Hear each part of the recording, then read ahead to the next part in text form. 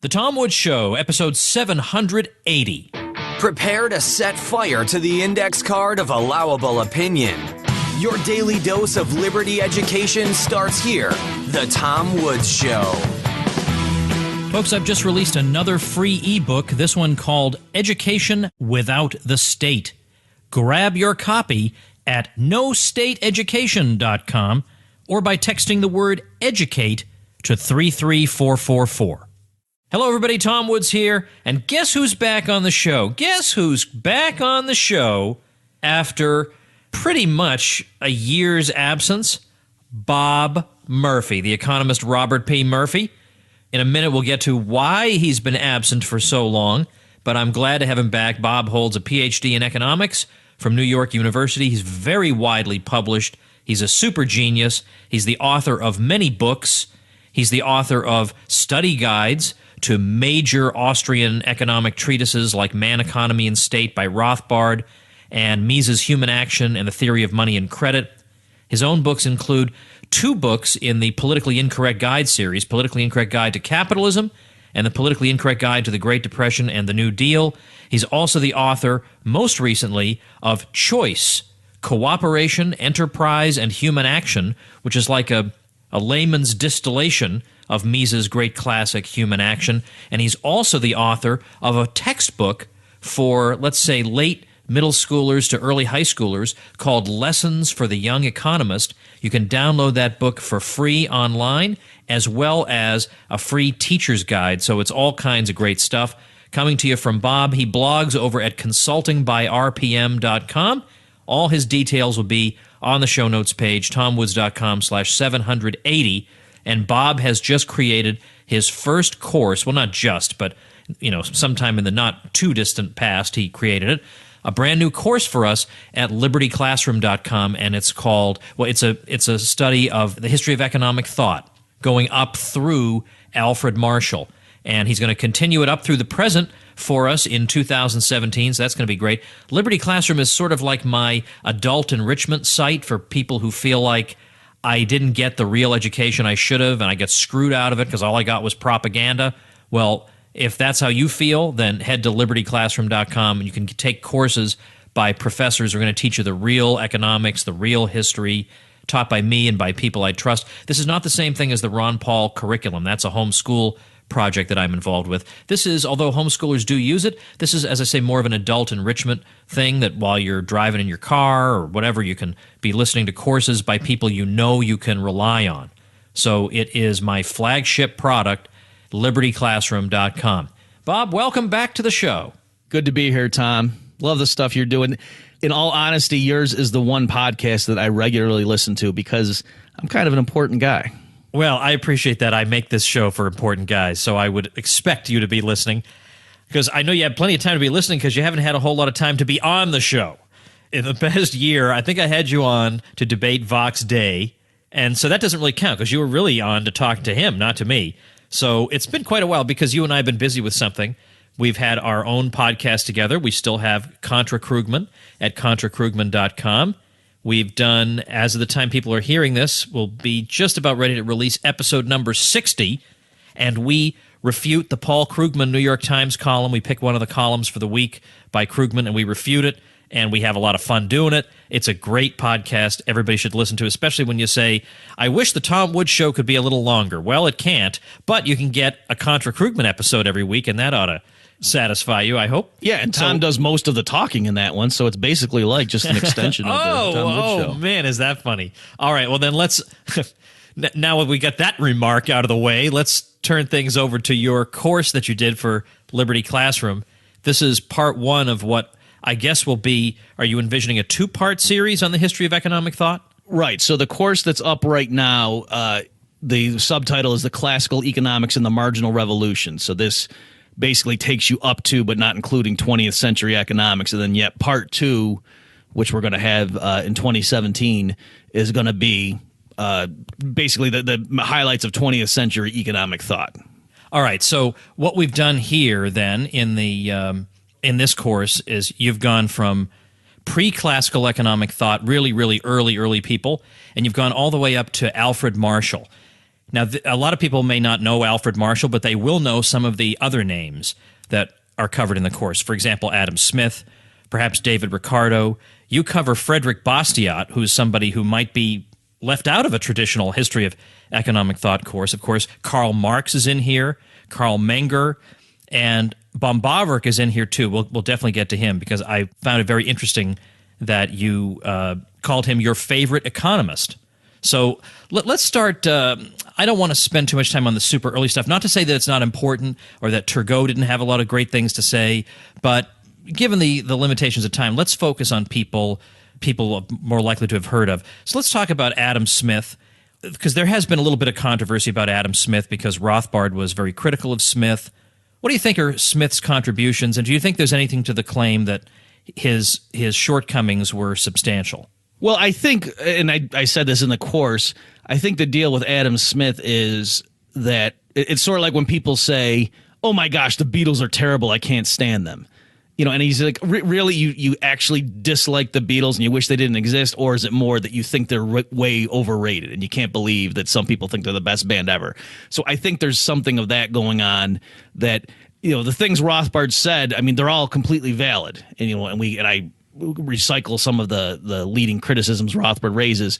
But I do think that partly the scorn with which he holds Adam Smith is a reflection of the fact that most other free market economists hold Adam Smith up like he is, you know, our guru, when Rothbard's thinking, no, there were so many other people, particularly in the French tradition, that were so much better, both in terms of fidelity to free market policy conclusions, but also just the cogency of their analysis. Whereas Smith was not a particularly good innovator in that respect, that he took us down some wrong paths, as it were.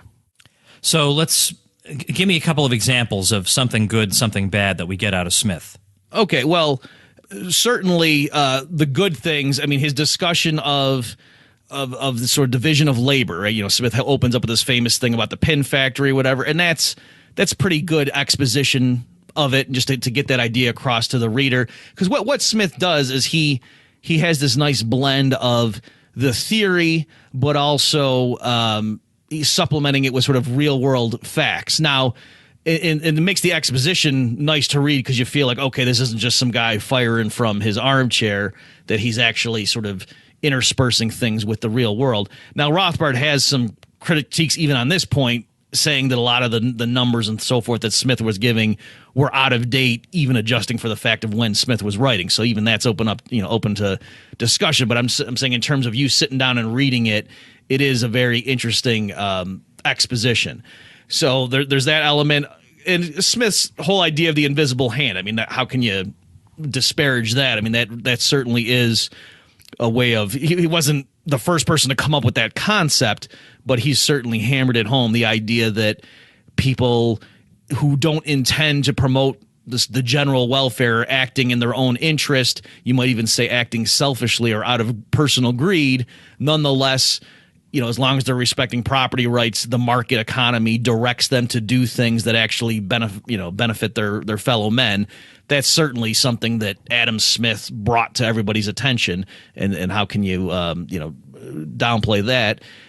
And he's got plenty of just general critiques of mercantilism and just opening the path of the logic of free trade. So it's true, and I don't know if you want to get into this in this podcast, Tom, that Smith focused on what we would call absolute advantage, but if you're starting out with a worldview of mercantilism, that's certainly an important insight to make, that Smith pointing out that, look, at what's smart for an individual household to do can scarce be folly if the kingdom does it. And so in your own individual household, you're not going to try to grow all your own food, make all your own clothes and so forth. You're going to specialize in the things that you have the advantage in, and then you're going to sell that to earn money. And then you go to other people. You go to the tailor and buy clothes that he makes because he can make clothes better than you can, for example. And so if that makes sense at the household level, why all of a sudden would that logic break down at the level of the kingdom? Let's talk about, I actually want to move on to David Ricardo.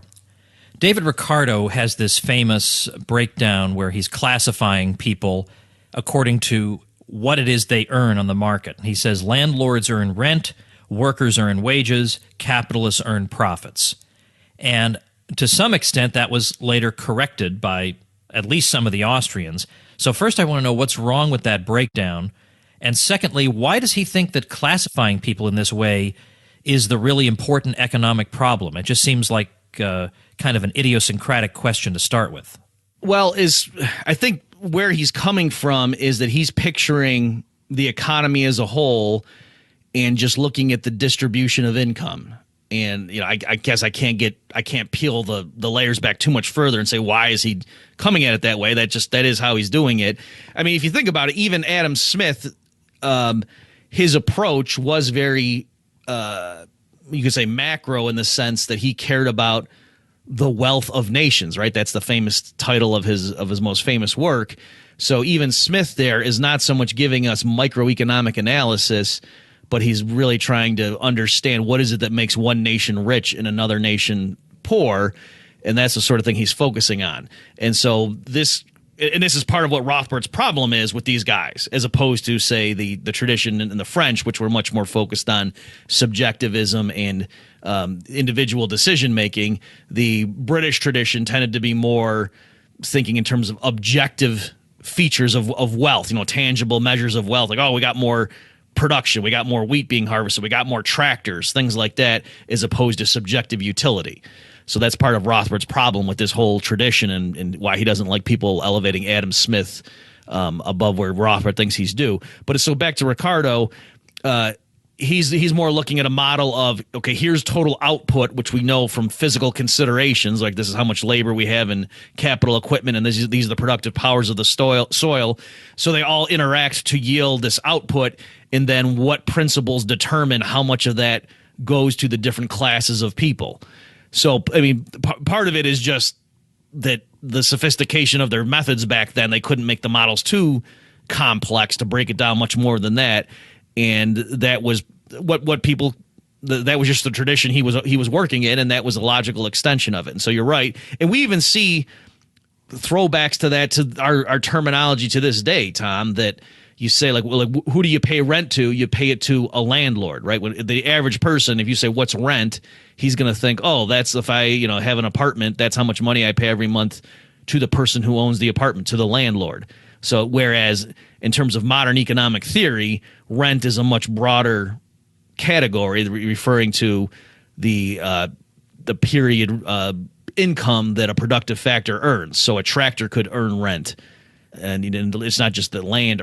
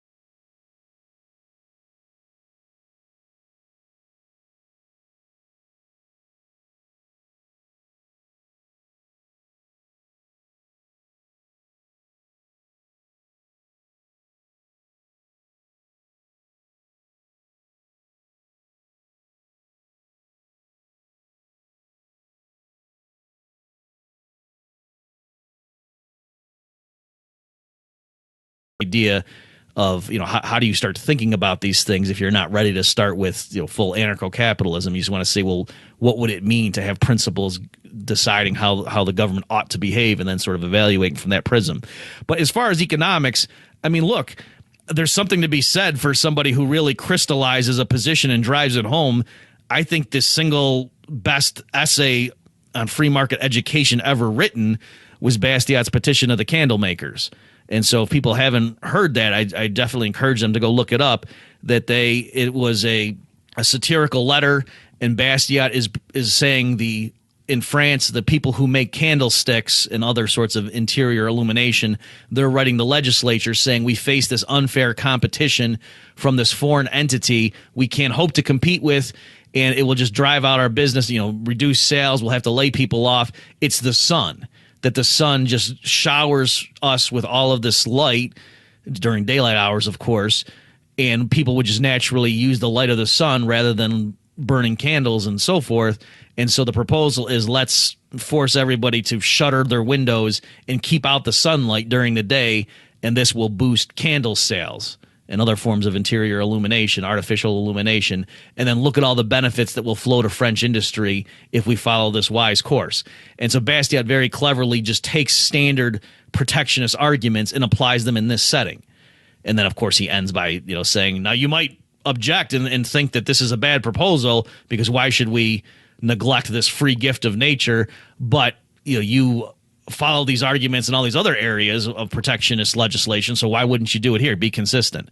So it's just a wonderful piece, and I think far more than looking at regressions and other sorts of, quote, empirical scientific evidence for the efficacy or not of tariffs, just that Bastiat's essay there really hammers it home.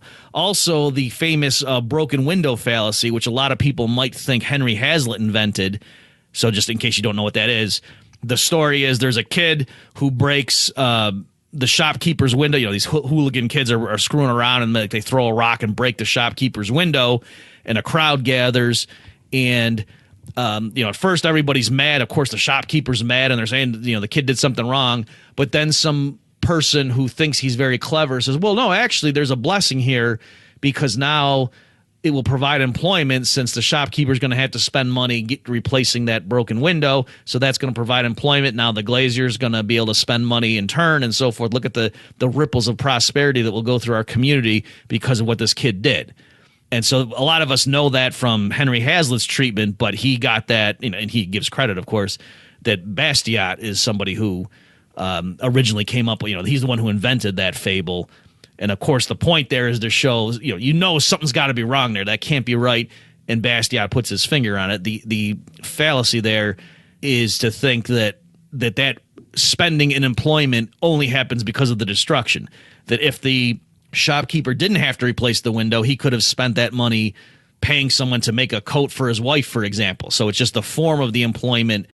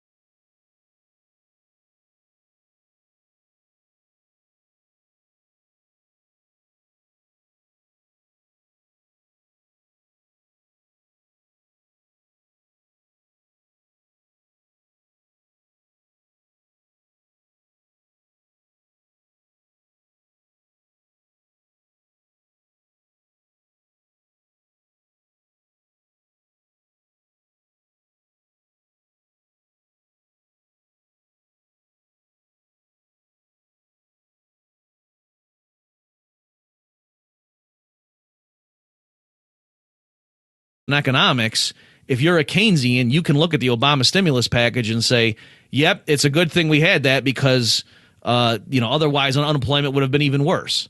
And somebody like Paul Krugman and I, we can still argue about what happened in the Great Depression because there's not repeatable experiments in the social sciences the way you kind of have those in the natural sciences. So I think that's the issue, in which case your prejudices can sort of guide the analysis. And I think that's why it's important to go back and look at some of these classics.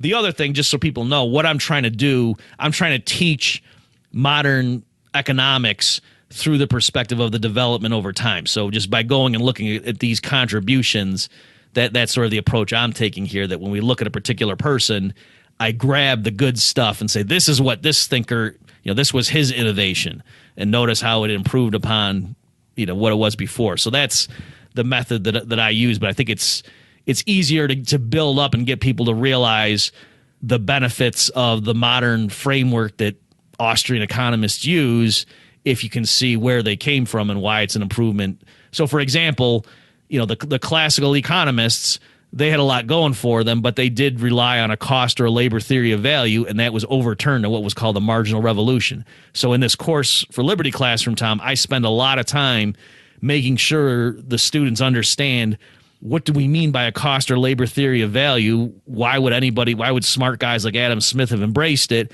What were its problems? And then how did Menger and the subsequent Austrians replace it with something that didn't have any of those flaws?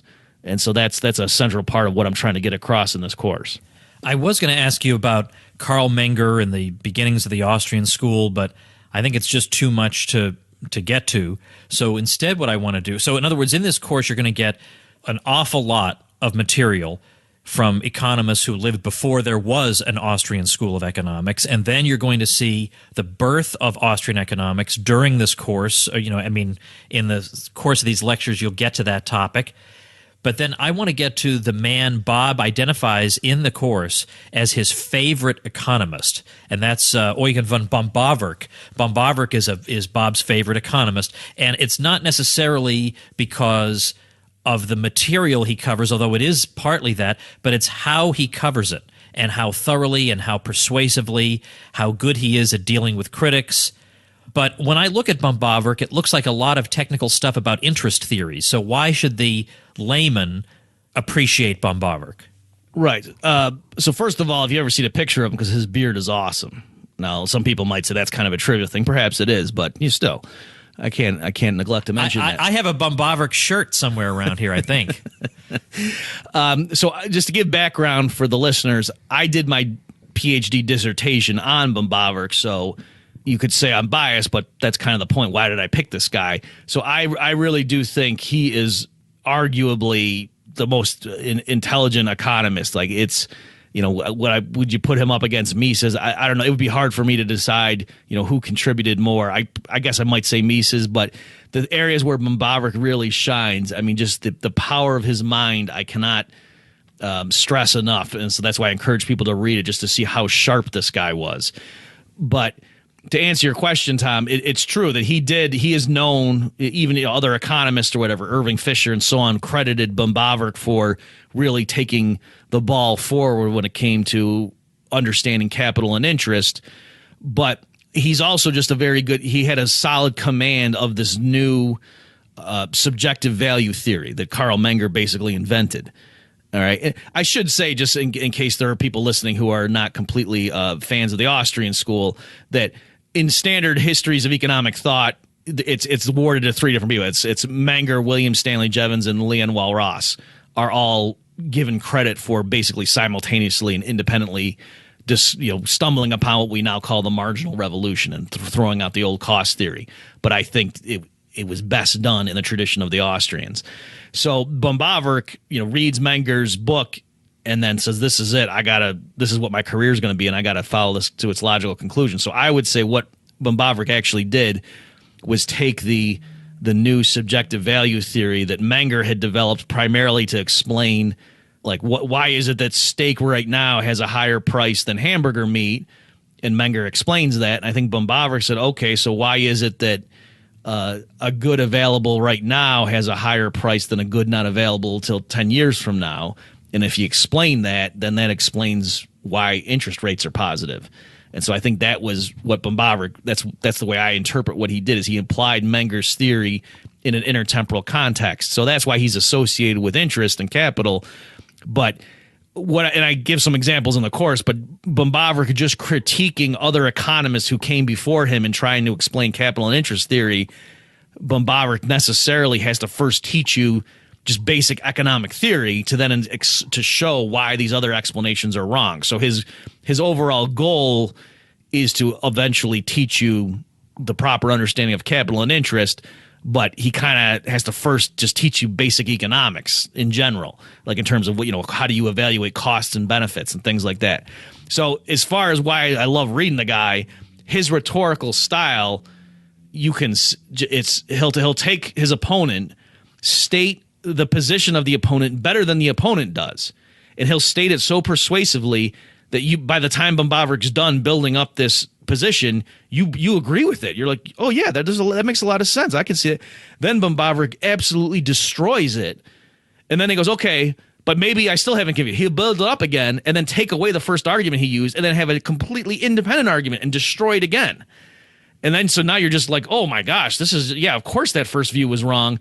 But you still have some lingering doubt, and then Böhm-Bawerk will say, okay, here's what's going on. This is why you thought that first position was right, but actually see what it was overlooking. And so, I mean, by the time he's done, you just have a thorough command of the whole topic. You understand why somebody could hold the erroneous view, and yet now you know exactly what was wrong with it, and then you know the right view. And so by the time you're done, it takes longer to go through that kind of demonstration, but once you're done with it, you just understand that area perfectly. And so he just does that time and again, and it's really just amazing to behold. I wanted to ask about Alfred Marshall because of his price theory, but I'm afraid I don't want to go too far and too crazy here. But you know what? What the heck, right? We've only been talking a half an hour. Alfred Marshall's the last person you talk about. Now, when you get to part 2 of the course, who will be, you can just give me really quickly, who will be the next person that you pick up with? Well, I don't know if it's going to be literally the next person, but very soon after Alfred Marshall, I'm going to spend a lot of time on Irving Fisher, for the same reason that I talk about Böhm-Bawerk so much, is that Fisher is also known as a contributor to capital and interest theory.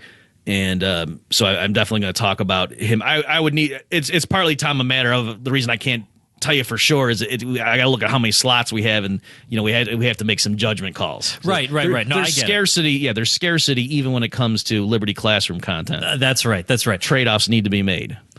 Well, Alfred Marshall, that's actually, believe it or not, that is the one video I still have to get to. So I assume you spend the time talking about his price theory in there.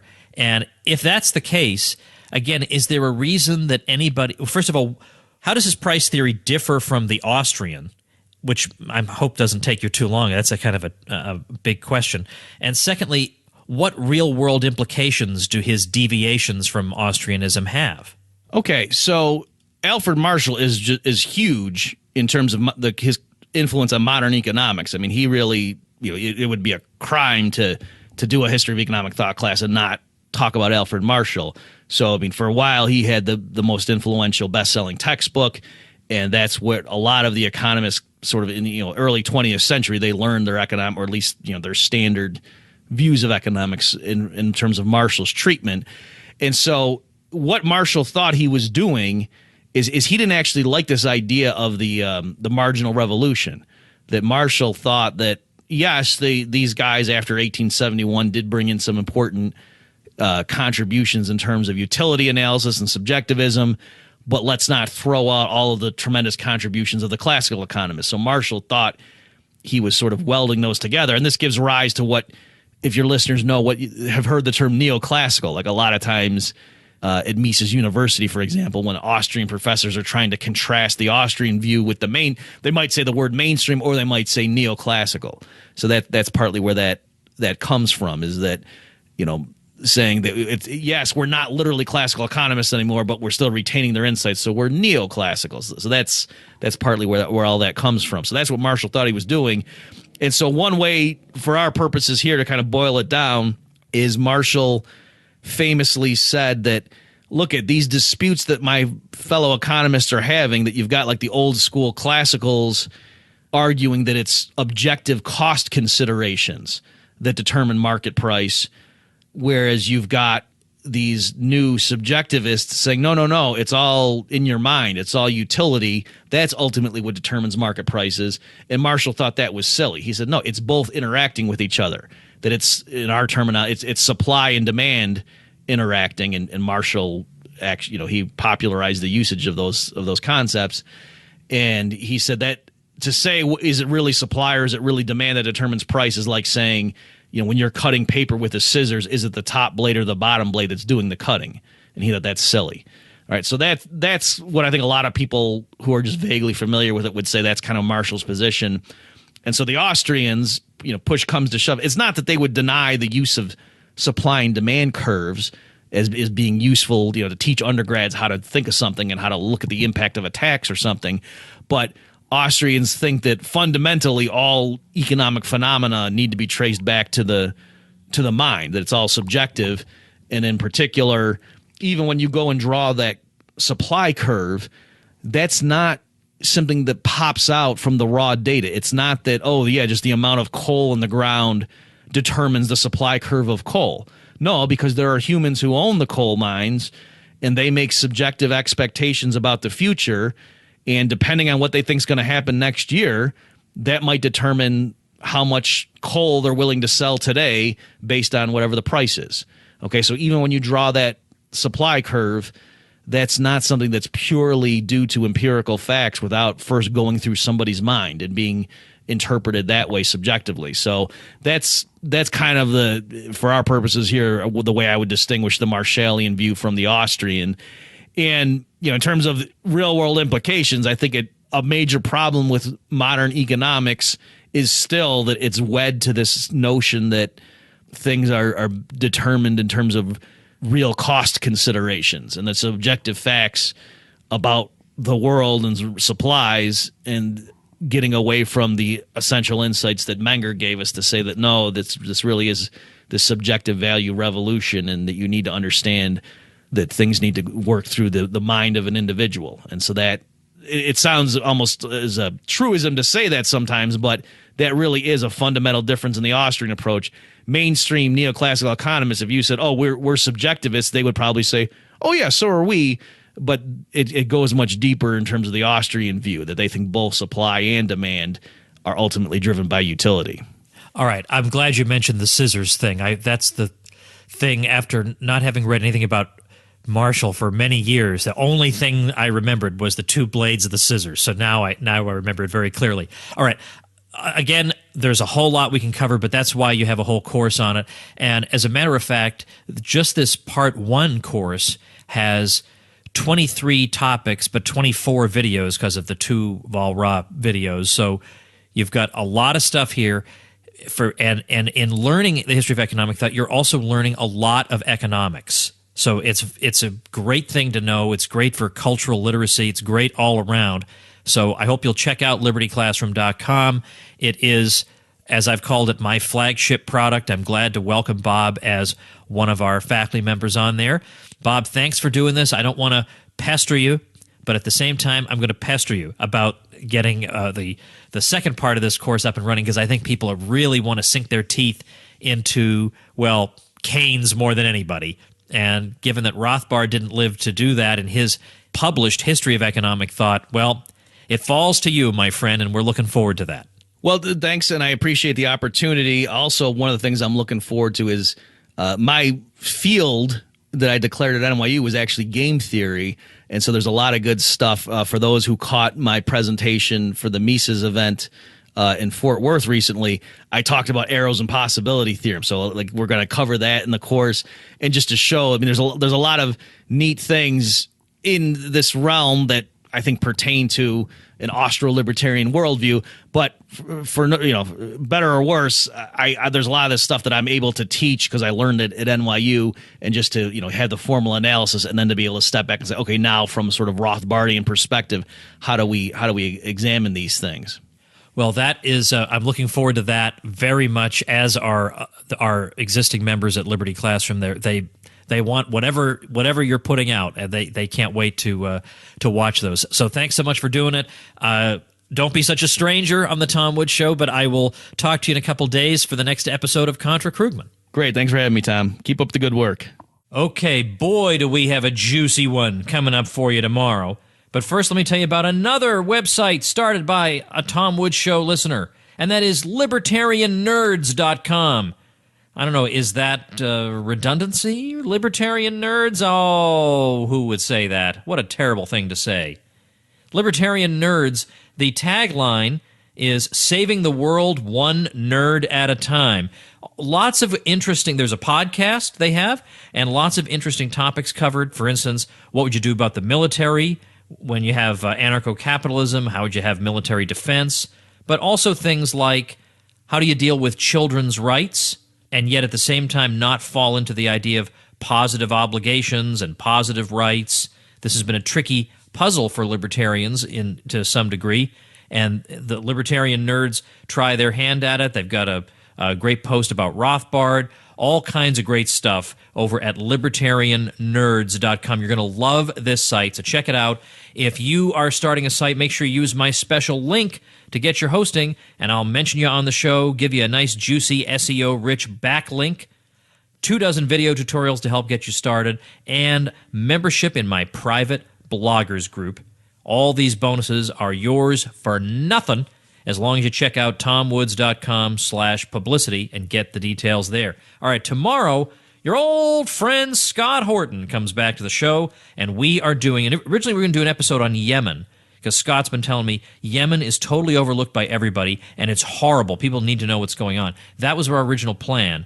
Then when Trump got elected, for some reason I said, you know what, why don't we do instead an episode that would be the equivalent of the Scott Horton Donald Trump briefing? What would you say to the incoming president to brief him about the state of American foreign policy and what should be done? That's going to be a ton of fun. Episode 781. Thanks for listening. Become a smarter libertarian in just 30 minutes a day. Visit TomWoods.com to subscribe to the show for free, and we'll see you next time.